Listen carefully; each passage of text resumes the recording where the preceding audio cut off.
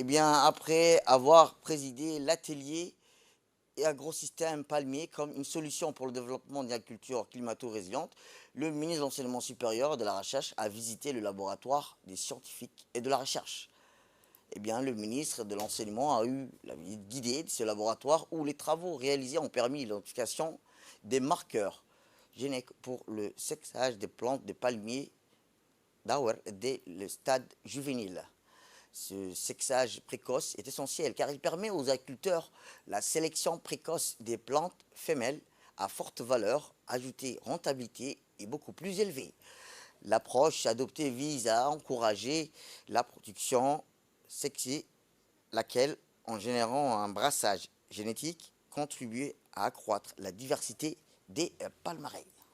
Ce laboratoire de l'ISV, accueilli au CERD, eh bien, il y a maintenant une nouvelle technologie de sexage des palmiers dattiers. C'est-à-dire que maintenant, nous disposons de marqueurs génétiques pour faire des tests PCR de façon à identifier le sexe des palmiers.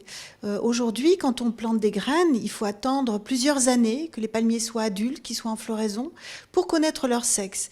Et avec cette innovation technologique, eh bien, quand la plantule fait quelques mois, on va faire un prélèvement de feuilles, on va extraire l'ADN, et puis ensuite, on va être capable, par PCR, de déterminer si c'est un palmier mâle ou un palmier femelle. Donc c'est extrêmement intéressant pour les agriculteurs parce que cette technologie va s'intégrer dans des programmes de préservation de l'agrobiodiversité.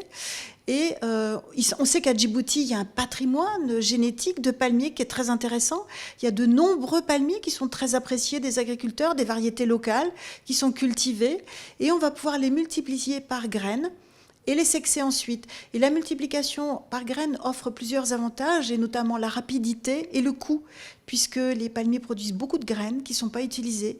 Et donc ça met à disposition une technologie de multiplication qui est peu chère et qui peut être déployée facilement sur le terrain, tout en maintenant la diversité génétique de ce patrimoine.